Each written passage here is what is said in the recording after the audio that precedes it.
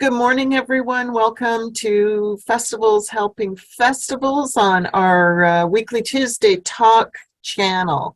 I hope everybody had a great new year. Today, there is myself and Marnie Lapierre. Marnie going to be co-hosting, mostly Marnie because she's got all the information. So today is Tuesday Talks. Today we are talking about finance within your organization and what where you get your sources of revenue, etc. So Marnie, why don't you kick it off? And just one more thing, just a little bit of housekeeping. Raise your hand, either unmute yourself and talk to us if you have any questions, or you have or you want to comment.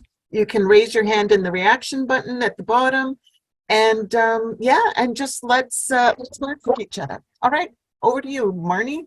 Okay, so we did come up with 3 topics to discuss today because finances are a big thing, and I would imagine most of you are reloading the page at the Ontario Grants website, much like myself. And this speaks to the revenue that we're hoping to get before our events take off for 2023. And, the last few years, we're well aware, has been a challenge in, number one, putting on events, and number 2, finding that sponsorship, that grant, even in-kind sponsorships, which is a little bit different. So understandably, our budgets have changed a bit because there are new things that we might be incorporating because of recommendations. There might be some decreased budgets because, if we, in the last couple of years, we weren't doing anything in person. Now we're looking at it in person. And we know that the one obvious cost is entertainment has increased exponentially, understandably, because, the artists have been out of work, for quite a bit. So not that you have to give us exact details or anything, but are you finding that your budget lines are changing? Now that we're back in person or planning for in person, has this impacted the event or the organization positively or negatively? Have you found opportunity to think outside the box? What's working, what's not working? And as we share this information, we're all supporting the industry because we know, our attendees tend to travel. They find their events they like to go to. So we're sharing that love of attendee numbers. So if anybody wants to jump in and share what they're experiencing on this particular topic, and then we'll move on to the next 2. Anyone? Or even if you're coming at it from an artist or a supplier aspect. I don't mind kicking off. I don't have a great solution, but we recently did our Santa Claus parade where we hire lots of performing groups, or we have people pursue us to join. And I just wanted to point out the cost thing. When we were evaluating the numbers, we saw a 30 to a 47% increase in performer rates. So, but because we hadn't had the festival in so long, our budget hadn't been allocated any differently. So we really had to lean on ramping up sponsorship and in-kind partnerships and things like that to be able to make the event feasible. So it would be interesting to hear someone from the performer side to see if they're getting obviously they must be getting people booking them, or else they wouldn't keep their prices where they're at. But maybe how people are kind of tackling that when your budgets are usually, not for everyone, but your budgets are set by council sometimes 1 or 2 years in advance. Very interesting. Do we have anybody in the industry, the performing industry, online today? I know we've got 24 participants. Kyle from Insert. Hello. Hey, how's it going? Hey. Yeah, I mean, I know I can't speak for the entire industry, but obviously we are getting some bookings. Many have actually chosen over the past couple of years to move on from the industry because, it was too difficult through the COVID period. Obviously very expensive. Some moved on to other more stable jobs. I know for my own business, our prices have increased dramatically. Something like insurance has become a very big challenge even this year. Like I'm in the process of renewing right now, and I'm noticing yet another increase and changes in the coverage. But things like gas, regular inflation charges, like everything has become much more expensive. For myself, my standard rates have been roughly the same for about a decade or more. But now I'm in the process of having to adjust, or since most of my clients are either not-for-profits or charities, I've had my standard rates, but I've offered deep discounts for a number of years, where now I'm kind of having to adjust towards that to find that fine middle so that I can continue to operate. But yeah, I don't know if there's any other performers or any other suppliers on the call, but I know it's something that we were just kind of seeing, in any kind of business is, things are having to adjust a little bit because cost of living and inflation has, I think we're still around like the 8% mark. Thank you for sharing that. Are you finding a bit of pushback from your clientele about the increase, or are they, understanding and working with you on this? I'm really lucky that most of my clients I have a long relationship with, like we've worked together for a lot of years. So I'm, again, trying to work with them. So it's, we kind of try to find that middle ground, and knowing that we're going to be working together again for years to come. So it's, we're all coming out of the pandemic. So I understand that budgets may not have changed. Some are either the same, or there's even some clients that I've worked with who their budgets have actually shrunk since their pre-COVID budgets. So it's keeping that in mind. But I mean, we all support each other. So it's having that understanding that both of our longevity requires working together. So finding that, I wouldn't necessarily call it pushback, but there's there's an ongoing conversation and ongoing working forward to try and blend those needs. Oh, that's good to see that there's some form of a partnership in working those things out, because that can, especially if you're dealing with somebody new, that level of understanding, working with an organization, that's very refreshing to see. Ashlyn from Town of Oakville, your hand is up. I just wanted to follow up with that to ask what have you ever been pursued by an organization to have your performance, your specific performance being sponsored by a specific company? Like, how a performance could be sponsored, and is there ever a conflict that you find with that? So this is actually something, like, it's a great question. It's something that I've recommended to some festivals or organizations. I actually just had a call last week and for a conference, and it's something that I recommended is for something like a parade, you may be able to have a banner in front of it, or finding some way to incorporate branding, like on a T-shirt or something as part of a costume. We understand that in other countries, say like Australia, they get a large budget from the government to basically just be like, here, do stuff that's weird. Like we love weird. We know that the culmination of supporting that has a return on investment. Whereas here we have to get our sources a lot more from sponsorship and from partnerships. So for myself, we understand that and largely encourage that. I don't think that I've ever had a conflict with something. I think the only potential would be that if there is some type of business that is maybe a fundamental moral conflict, but I think that would be probably somewhat rare. But again, for ourselves, we encourage finding those partnerships because it's a way of bringing in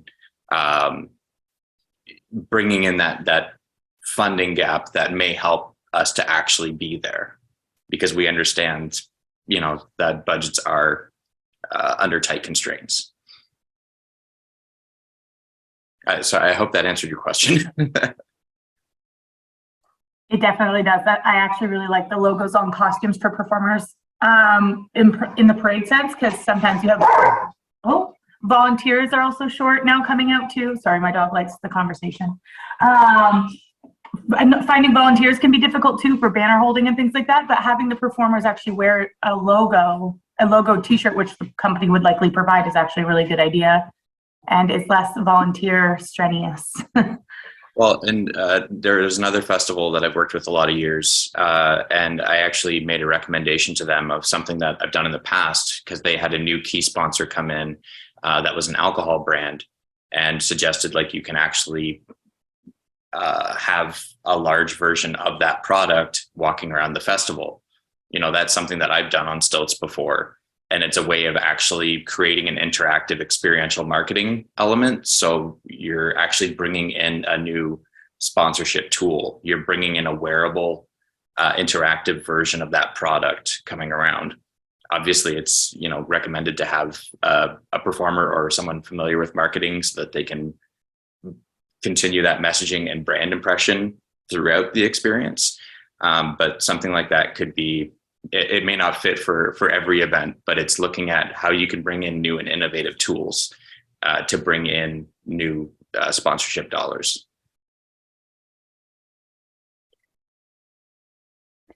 That's great. That's a definite opportunity for everyone to take a look at what their current sponsorship package is.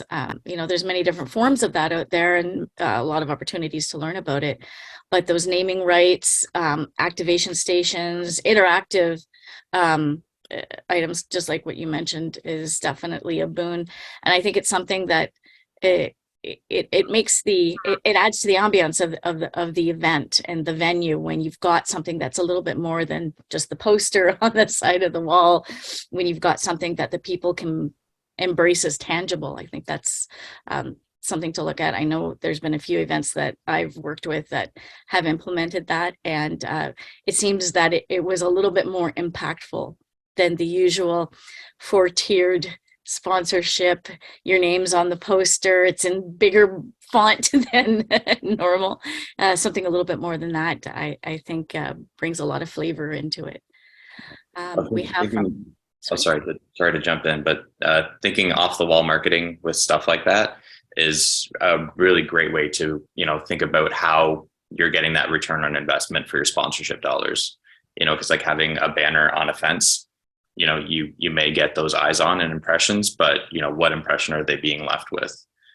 And it also showcases, you know, if it's something on a performer, you're really showing how your sponsorship is being included in the event experience, which is great. Definitely. In the chat, Pam from Niagara Folks Art Festival, is there any info regarding federal arts funding decisions? It's months and months late.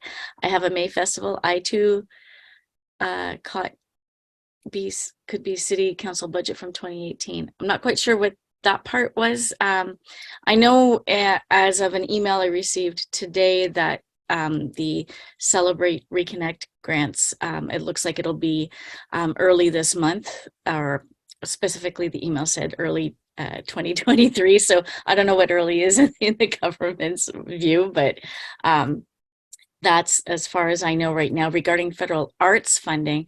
That's something that we can circle back to, and maybe in the post web meeting here today, we can include that information, and we'll find that out for you, Pam.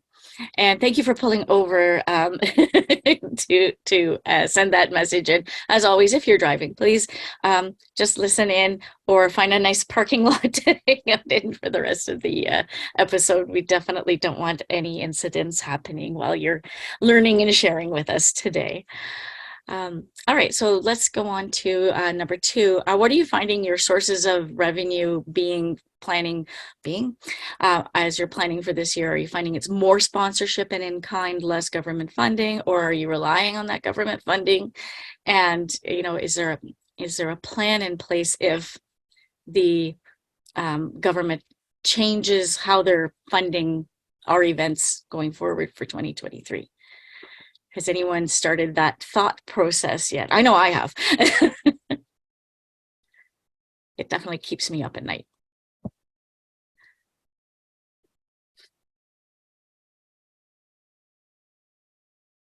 Very quiet out there. Okay.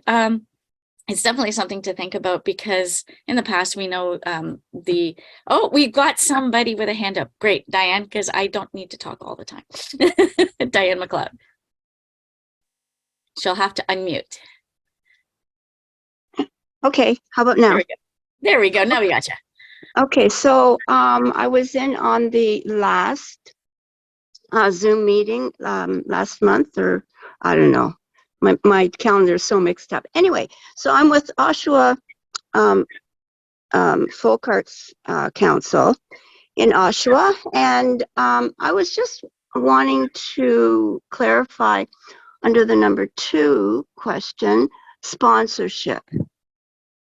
Now, what sorts of venues are available out there?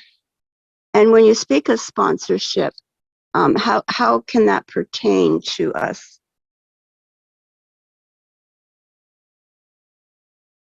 Where did Marnie go? I'm sorry, I'm back. I apologize. I have a head cold and nobody needed to see what just happened. So you have you already implemented a sponsorship program with the event? Well, I think that's what I need explaining. Ah, okay. Okay. So if you're very new to sponsorship for the event, then what you want to do is what has worked in the past for our events is you're working with a potential donor of sorts that's willing to support the event through a financial or in-kind contribution. And in return, you're giving them some kind of space regarding the event. So depending on the size of the event or what you can manage, something that would help them reach their target market, something that would be interactive, something that would be impactful.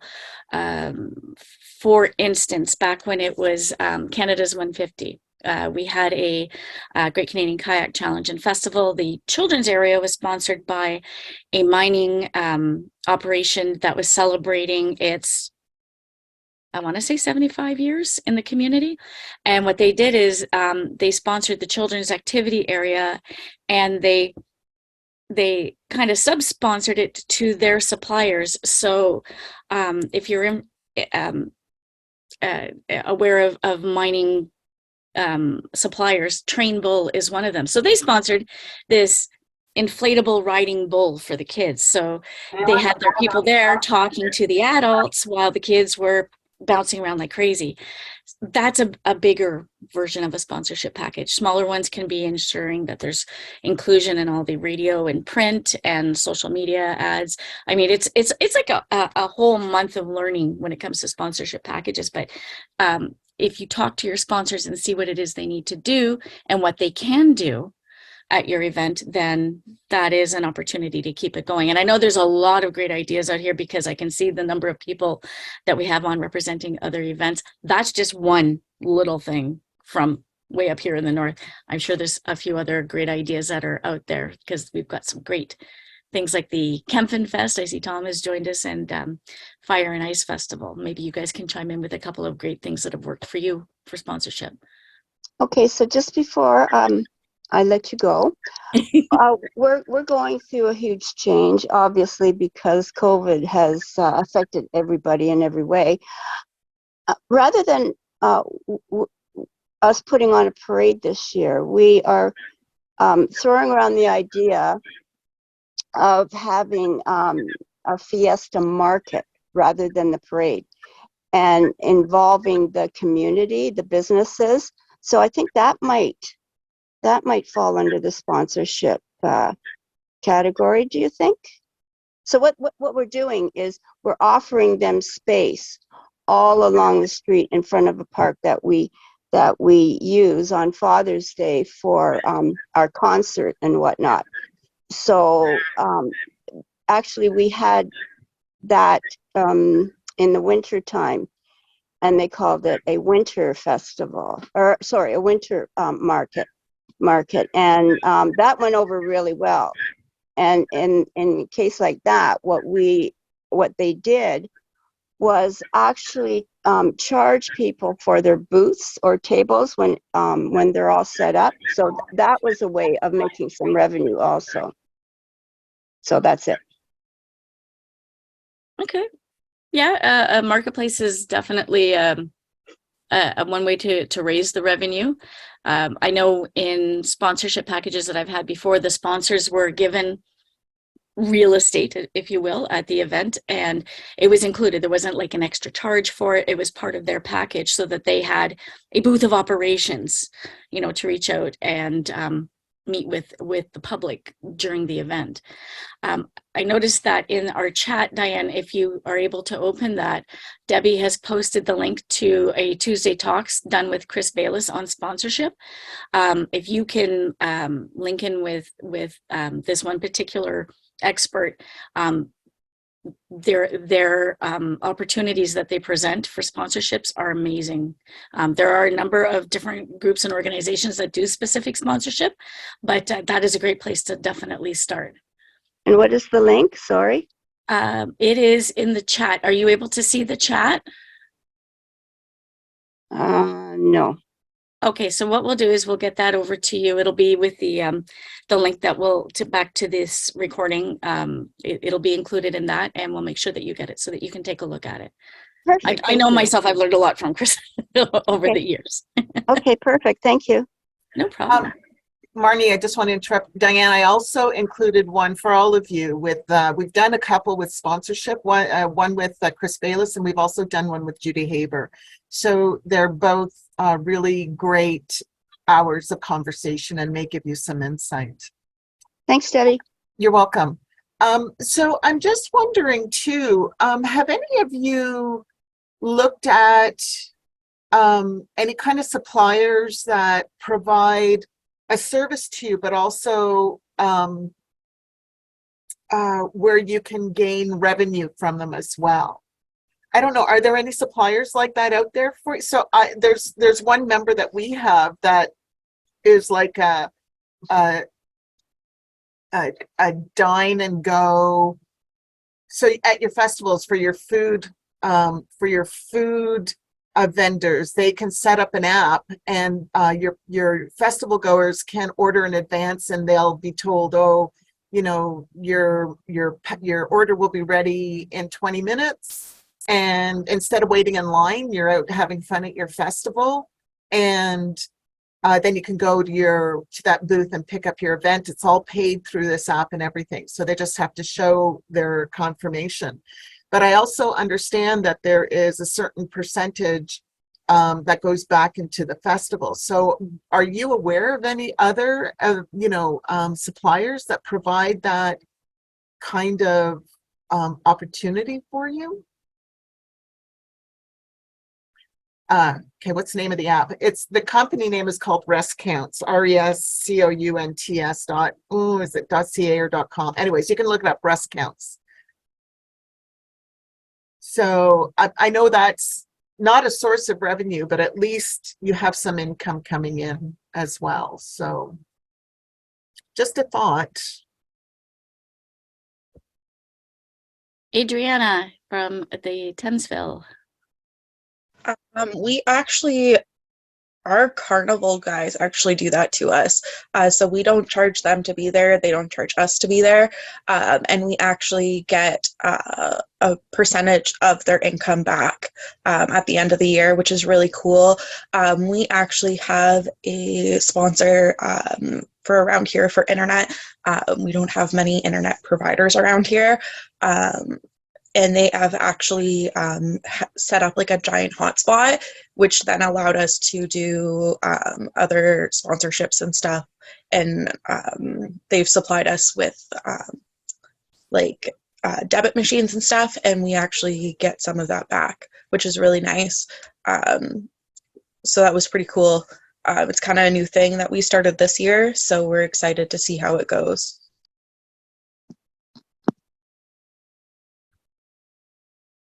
Neat. Maybe we can circle back in the fall to see how that went for you. I would really be interested in a little bit of an update because up here, and I say up here because for anyone who doesn't know, I'm up in Timmins.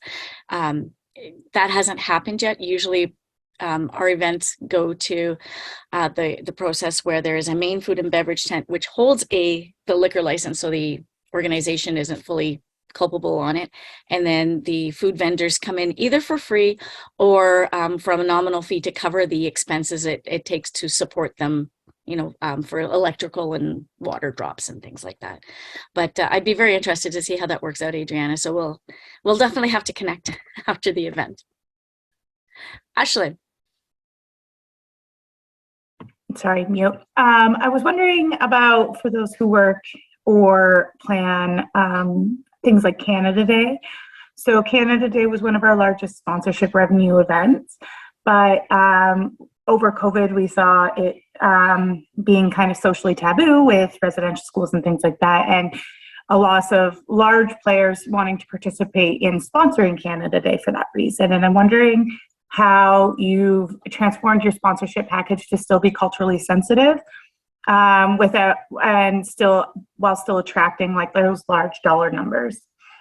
And like, what have you changed about your sponsorship package that have still made it alluring and still made it look responsible for a large corporation to be sponsoring, like aligning themselves with an event like Canada Day?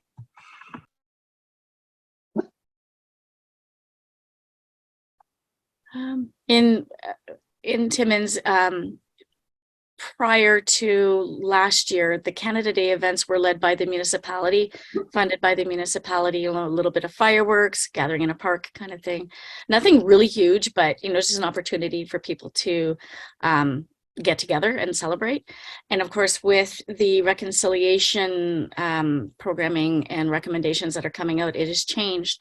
And the event has now gone into the hands of a local parks and Recs organization. It is like the Friends of Hollinger Park, and they put on the activities. They incorporate a lot of Indigenous programming into the Canada Day event as well. It's less of a celebration, more of a awareness and information sharing, with some activities for the children, and then of course fireworks at night to try to bring the community together. It's been a challenge, I know, for many communities to put this on, and it is divided down the line. It is a very sensitive topic, and the best recommendation that I can make is have the conversations with your Indigenous partners and organizations that are in the community to see how you can best serve their needs during that event, because it's completely different from hosting a busker festival. It's something completely different. It's more historical. So yeah, we definitely. Yeah. Oh, sorry to interrupt. No, that's okay. That's okay. I could go on and on. So we definitely do the consultations. The issue was giving that assurance to when it comes to the revenue to the sponsors. That's what's happening. And the secondary thing that we're having issues is people. Tim Hortons has stopped sponsoring fireworks because of its impact on the environment and things like that. So there's a huge combination, a huge conflict with the event as how it's traditionally been celebrated in large metropolitan cities. So we definitely do the consultation, I guess, but a lot of people don't want to necessarily sponsor Indigenous programming because it should just be part of the programming when you talk about Canada Day, and it shouldn't be any one person's ownership. And then the conflict with fireworks. I was just wondering if there's any interesting ways people have been pursuing to get money coming in on the larger scale. Cheapers. He's very excited. I just have to say, Ashlyn, I'm really glad your dog's enjoying this. This session. Well, the neighbor has the audacity to check their mail, and he has to tell me all about it. Kyle, you have your hand up. That's Ashlyn. You clearly have a great security system there. I just wanted to mention that in terms of a solution for the fireworks, I believe one of the things we talked about on one of our Tuesday talks was some events are shifting to drone shows because there is concerns, even especially around some dog owners as well about concerns for fireworks in the community. So that might be a potential option, is shifting towards a drone show, and that may be a way of inviting new sponsorship as well, particularly if there's tech companies in your area or people who might strongly align with that. Funny that you say that, Kyle, because I was thinking, gee, a switch over from fireworks could be drones, and I'd love to see that come up here. So that's a great recommendation. So we do have a member who, I'm just trying to look for them while you do it, but we do have a member who does drones. So I'll get that onto the chat. I believe that was our entertainment supplier Tuesday. North Star Fireworks Entertainment. They're one of the few people in Canada right now, apparently, who are doing drones. So I will get Jeff's email address on here for you. Great. Dave McNeil. I see your hand up.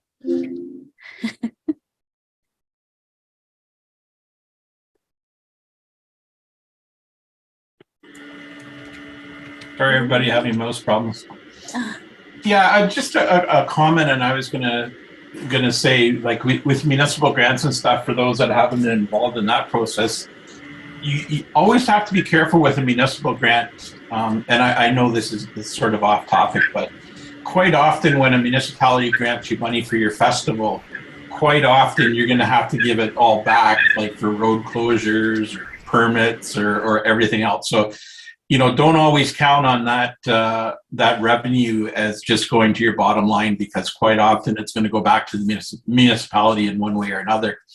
The other thing I was just going to suggest is, when you're looking at your budgets, and there's only two ways to increase your bottom line, and that's to increase your revenue or decrease your expenses. And one thing I know we do at Festivals and Events Ontario and all the other organizations I've been with is, have a really good look at your costs and see where in that cost structure or your expense structure where you might be able to do some in kind to lower that cost, because then that directly goes to revenue. So, always go hand in hand with looking for ways to improve your in-kind possibilities and decrease your expenses, which will increase your revenue.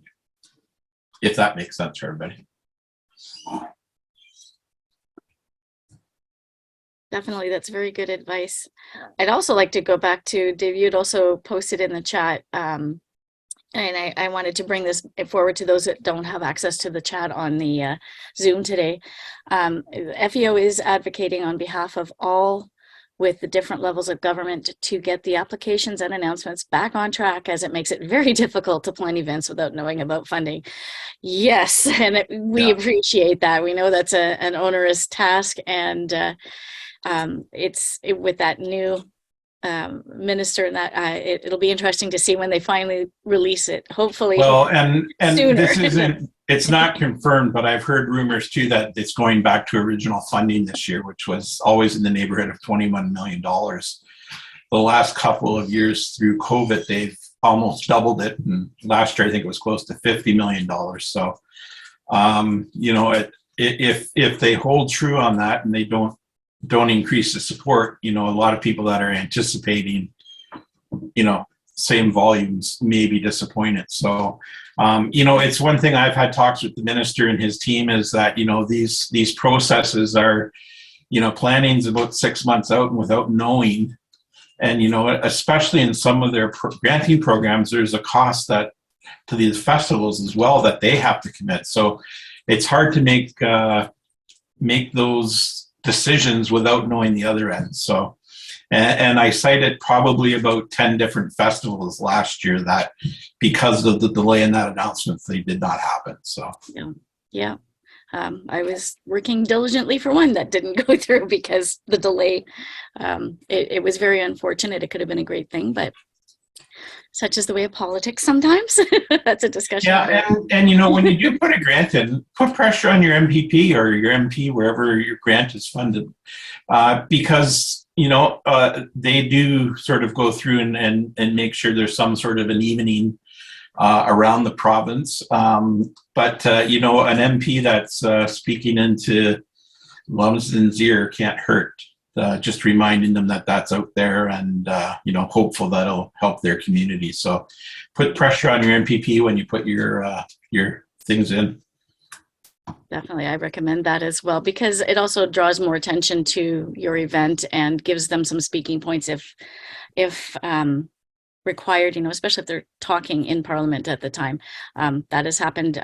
Charlie Angus is our member of Parliament up here, and he's a good advocate for Northern Ontario. Even if he's not within your riding, he's very supportive. So, it is worth having those 10-minute chats about your event and what you're doing, and they do keep that top of mind. Yeah, and the other thing is with all of those people, it's great to have a relationship with the minister, but it's probably more important to have good relationships with the deputy ministers and the people below them who are actually making things happen. So, don't spend all your time getting to know that minister directly. Take your time to get to know the deputy ministers and, the ones that get the work done behind the scenes, because they're the ones that are going to have the biggest impact on you. So, get to know your minister, their teams, and who really is your pivot point in there. Mm-hmm. And they do want that information. They do want to know this because that helps them do their job as well. And, if they can make things better for your event and your community, that reflects well on them as, additionally. And I know we've had different granting sessions that we did, whether it's podcasts or on some of the Tuesday talks. And, the most important thing with any grant application is, if they're asking for 1,000 characters, they want the detail. If they're asking for 200 characters, detail is not as important, but, pay attention to those, or pay heed to those, what they're looking for, because without the proper information, they're not going to make the decision. So, yeah, tell your story, tell it well, tell it exactly. Specifically. Bullet points. And, if they have questions, they do come back. They don't just file it under G. They come back and say, can you elaborate a little bit more? And that gives you that opportunity. Yeah, for sure. And, starting the process now, even though the form hasn't come out, they're going to ask about budget, get that in line. They, get ready for what your programming is going to look like. Tell that story, what your sponsorships, who's pretty much by this time who will be returning as a sponsor, so you can tell their story as well. Get that information together. Get your hands on a blank copy of last year or even 2018's form, and that'll give you an idea of the information that they're looking for. There will be some changes, most definitely, because it's changed every year. I mean, I've been doing these grant applications, for decades, and it's never the same each year. There's always something new. They're going to ask you about risk management, and that's a whole onion right there. There are so many layers to risk management, from the reputation of the event to what are you going to do if the lights go out or there's a terrorist attack. But you don't need the book. You just need, who is your support? What is your plan for the basic things that could happen? Those little things. So take a look. If you can get your hands on the old forms, that helps you start the process. So when they do release it, and, last year we had a 7-week turnaround to get that application in. Most of the events are being run by volunteers who have full-time jobs, and doing that application can be onerous. Start it now. Get that basic information ready so that when they do release it, and if they give us a tight turnaround, boom, you've got most of it ready to go, and then you just have to tweak it a bit. It's a lot less work. It's my biggest recommendation. Partner up with somebody that has been doing them for a while. Make use of your representative from the ministry that's going to be judging your application. Reach out to them once it's released and say, can we book a time to discuss? And then read through it and make a list of the questions that you may have. And you're establishing that relationship. They're going to remember you. And they want to give the money away. They do not want to hold on to it. That is not good. They need to get rid of that money. So the better you tell your story, the better prepared you are to tell your story. I think the better the options are for you going forward. Just from, a little bit of experience doing numerous applications over the years. And Darren, yes, you're right. Meet with your local MTCS staff. Just explained it right there. your first go-to contact is your regional development advisor. Yes. So we have Adriana again. Yes. I just have a question. So I don't know if you guys caught it in the chat. So Thamesville actually has never applied for grants. So this year has been very interesting with everything being so late. How would you guys recommend we go through? So we don't have past applications, so we have nothing to really base everything on to get ready for these new applications that are coming out. How would you guys recommend that we kind of get things going for groups that have realistically never really had the opportunity, or I guess you could say the time, to apply for these grants? Number one, make sure you're incorporated, that you have a history for the event, or at least the people in the organization. Then have, your committee listed in all their duties, what they supply to the event. Your list of sponsors that will be returning and potential sponsors, your suggested budget. Those are the first things to start with, and then you'll tell the story of your event, of what the purpose of the event is, what your programming hopefully will look like, your partners in the event that help support it. So not just the sponsors, but those that bring something to it. For example, a lot of our events up here, we provide space for different organizations to host an activity during the event. Our Indigenous partners set up an interactive village that people can go in and participate in crafts, storytelling, traditional healing, culinary experience, and that belongs to them. That is one of our partnerships.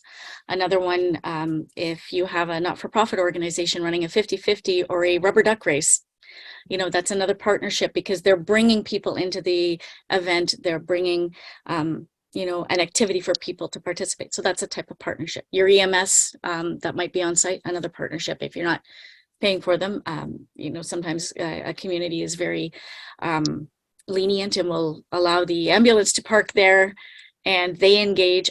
We've actually seen youth decide that they're going to pursue post-secondary in the EMS field. So there's all kinds of partnerships that you can list.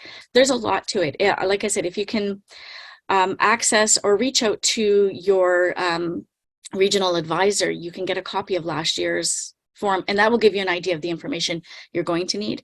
Be aware, there'll probably be some new stuff that you'll have to add in. We don't know what that is yet, but in a nutshell. Dave, you got your hand up. Yeah, just sort of leading on to what you were talking about there is partnering with other not-for-profits, or I'm thinking service clubs. Yeah. Is, if you're giving something back to that service club or organization or not-for-profit, make sure they're part of your marketing plans and make sure they're getting that communication out to their database as well, because it's in their best interest that your events are full and people are coming out and helping, because the more people out to the event, the more you're going to add to your bottom line, and in turn be able to turn over to that service club. So make sure they're a part of your program right through, whether it's selling tickets or, if it's a free event, getting people and getting that communication out there. Yep, definitely. Partnering up with your tourism organizations that are around. There's, if you type in RTO Ontario, it'll bring up the list of all the different regional tourism organizations, and then from there you can reach out to like the local one. In Timmins, we have Tourism Timmins. Thunder Bay has Tourism Thunder Bay. Just those different ones, and you get your event listed with them. It can go into, if they have a printed guide or a digital guide, that'll definitely help. Definitely. And don't forget to list it on our site as well. Yes. Marnie, Tom had a question here too. I don't know if you noticed that. And just above that, Genevieve said something about sponsorship and with the local distillery, or partnership with the local distillery.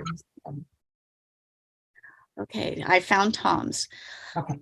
So this is from Campen Fest. We are struggling with our midway supplier, who historically have paid us a large sum to be part of the event, and they kept 100% of the revenue. They are saying that with the demise of many operators through the pandemic, and that most festivals are now paying them to be there, can anyone address their terms with Midways, not specifics? Title sponsorship. Find yourself a great sponsor for it. As they enter into the Midway area, big signage, maybe there's something that can be done with the tickets that people purchase for the Midway that has the branding. As I mentioned before, the kayak challenge, the children's area was always title sponsored, so that we ensured that there was always some kind of activity there.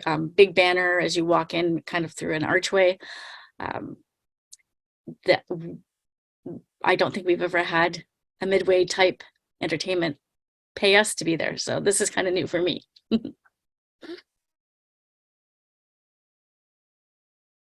Is Tom still on? Do you have anything you want to add to that, Tom? I don't see him. Yeah, no, I'm here. Okay. Oh, there you are. Okay. Don't want to look at me today.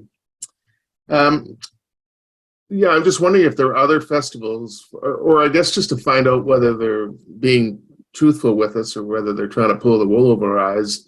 Are festivals now paying Midways to be there? I mean, our understanding always in the past was that Midways had to pay the festivals to be there, either a revenue share or which ours used to be. And probably 10 years ago, we moved to just a straight flat fee, and part of it is shown as sponsorship, but it's a big chunk of money for us. And I'm just wondering if, not that I don't trust Midway people, but are they being truthful with us that they say they're down to 5 operators left in Ontario, and that festivals are now having to pay Midways to come to their event instead of the other way around.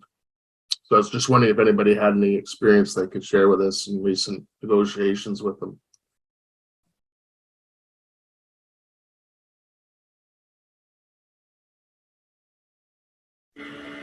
Jennifer from City of Brantford here. We just had our Canada Day last year, and our normal provider has shows out east and in Ontario, and they didn't have enough staff to host both shows, so they opted to host out east. So we lost our contractor. We did pick up one from Toronto Ribfest that wasn't able to go to Toronto Ribfest because they didn't get their permit in time. But we did not pay them. We received a portion of the proceeds.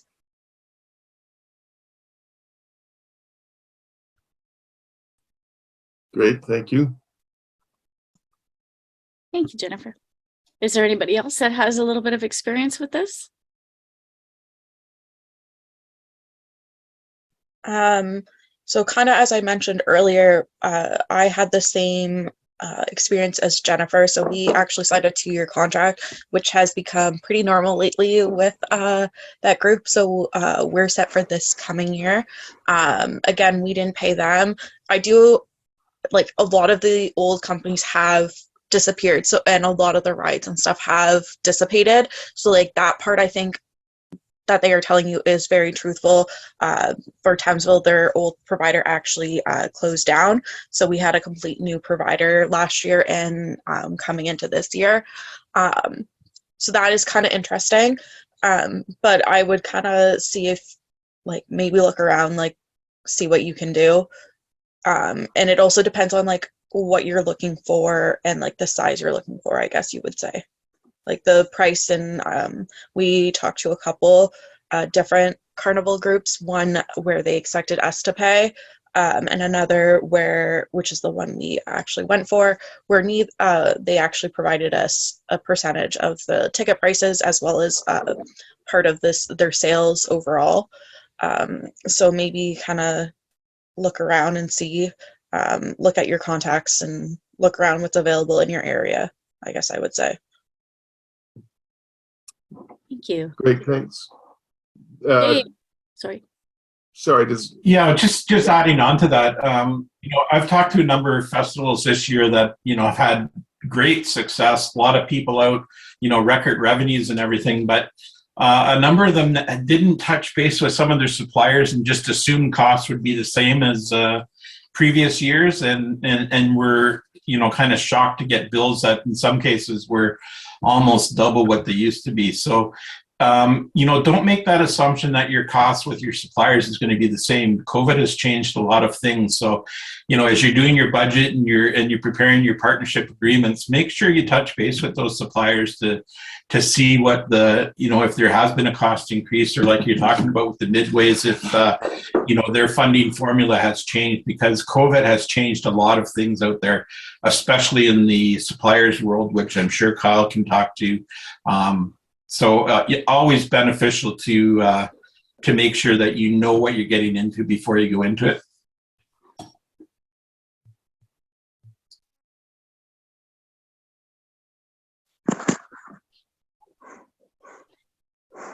And probably having those discussions now, prior to any submission of grant applications, is a good idea. Everybody's back in office now and thinking about what the season's going to bring. And you know, definitely the suppliers, you know, have changed what their mandates have been before, and not just in what it's going to cost you to bring them in, but maybe there are other requirements in order to have them as part of your event. Double check with them what has changed with them, what has changed with your venue, and make sure that they both can gel together. You know, some venues might have upgraded or, goodness forbid, neglected over the last 3 years their site. You know, I'm lucky I have a particular venue here that has upgraded, which is wonderful and makes hosting events a little easier. But other places have decided, well, you know what, we're just going to let that slide. So, you know, things need to be checked out that, you know, they can still handle the power, the water requirements, the traffic that comes in and through. Those conversations should be had now while you're in the planning process. And then that kind of relates back to what your costs are going to be if things have to change or you have to bring in extra power. You know, if the venue no longer supplies free Wi-Fi, how are you going to provide that if your artist requires that kind of thing? You know, it's a big circle we have to travel to get this event, and sometimes we're going forward, sometimes we're going backwards. But it's almost like we're replanning from the very beginning for events now, because so much across this landscape has changed, and that does affect the bottom line of the event. Definitely. Now, are there any burning questions before we break? We've got about 6 minutes left. This has been very, very informative so far, and I know there's a lot of quiet participants today. If you have a question, please feel free to throw it into the chat. If you're still that kind of shy, you know, reach out to us through emails. But if there's anybody that wants to share their burning question, maybe we can help out with something while we're getting ready to plan this year.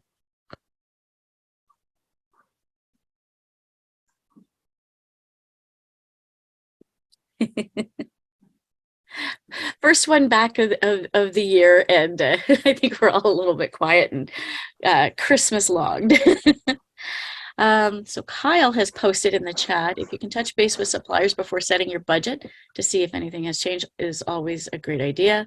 Do we have any sponsorship tools, templates, or resources in the FEO library that anyone is aware of? Well, we did share 2 links earlier in the chat to Chris Bayless and to Judy Haybar. They have been great resources. They're also found on YouTube, LinkedIn. They provide a lot of free training.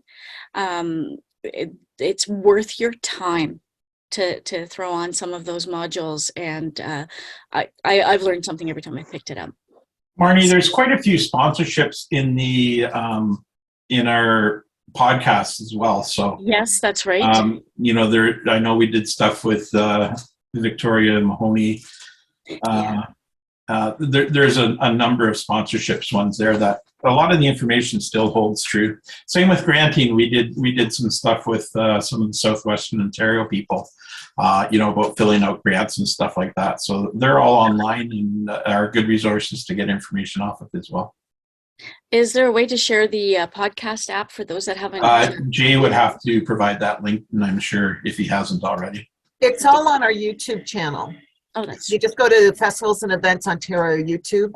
And Deb, I'm not sure if the podcasts are on there though. yeah, they are. Are they? Oh, Okay. you mean, oh, no, I don't know that. Jay can do that. Sorry. We have a lot going on, some great information, and we have it in many places, so it's easily accessible. I was wondering the same about, okay, so is anyone considering using a 50/50 draw app? There's an app for 50/50. So Paul, do you want to talk to that? Yeah, sure. I've been listening. I've been finding this really just a lot of information. My name is Debbie. Oh, hi. My name is Paul. My name is Paul Rivard with Ticket Window. I've been servicing events since 2004. Ontario. Thank you for joining us today. All of It's somebody's jumping on those podcasts right away. This is great. And This is so good. so I guess I'm asking, do you have an app for 50/50 draw? And for any questions. Sorry, I have something happening on my computer. Yourself, if you have any questions.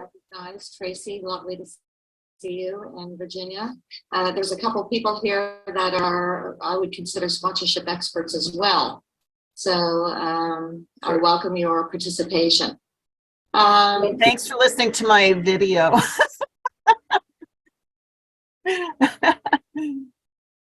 So,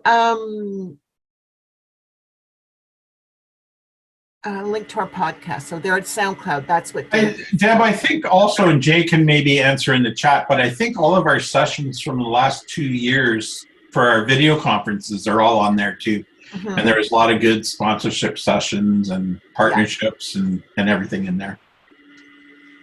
Thanks, Okay, Dave. I'm sorry. I was listening to your podcast. I could speak now. That was really odd. I was just clicking on the links on the side to save them, and Debbie just started talking. I'm like, this has really been fun to listen to everybody. So the 50/50 draw, I just want to touch on that. There's an app out there. I'm happy to share that with everyone. Some of my air shows and other clients have used that as a fundraising effort, and it was quite effective. People just love 50/50 draws. So if anybody's interested in that, I'll try to find that information and share that with you. Yeah, and there is, sorry, Paul, you don't have one yourself?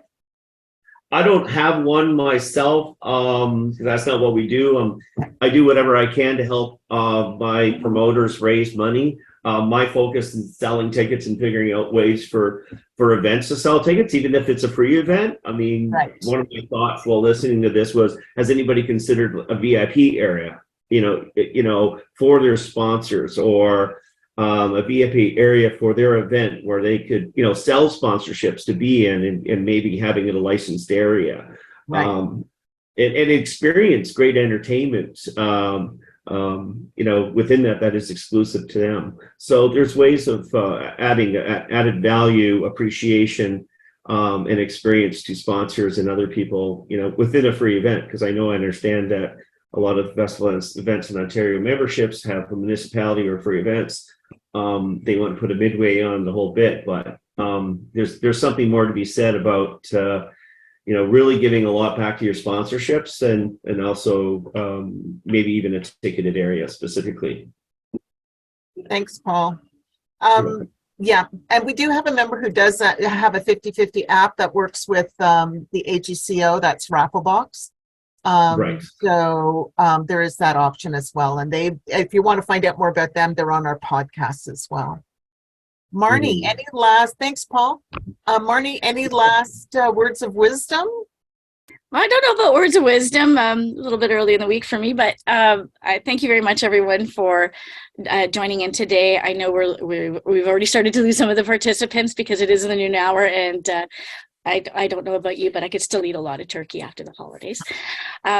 We do appreciate your contributions to this. Even if you're just observing and taking notes, that means a lot for the industry, because we're hoping that at some point this strikes a chord with you and your organization while you host the event, feel free to come back to us with any questions that you might have or any words of wisdom yourself, because we are all here to share. We're trying to support one another through all of this. By all of this, I mean pandemic, travel, well, less travel restrictions now, but it's a whole new ball field. And, we want to see everybody be successful at it because events are fun and they're important to a community's profile. And, it has such a great trickle down effect through retail and suppliers and the entertainment industry. So, we're here to help each other. And thank you very much for participating today. It really does mean a lot. Thanks, Marnie. Thanks for your support on this to help the festivals helping festivals. Love your insight and input. Thank you, everyone, for joining us. Have a great week. And we'll let you know when our next Tuesday, our next Festivals Helping Festivals is going to be on alcohol, marijuana, and mental health on February 7th. So register if you're having a problem, reach out to me. I'll help you out. Okay, everyone, have a great week. We'll talk to you soon. Bye. Everybody.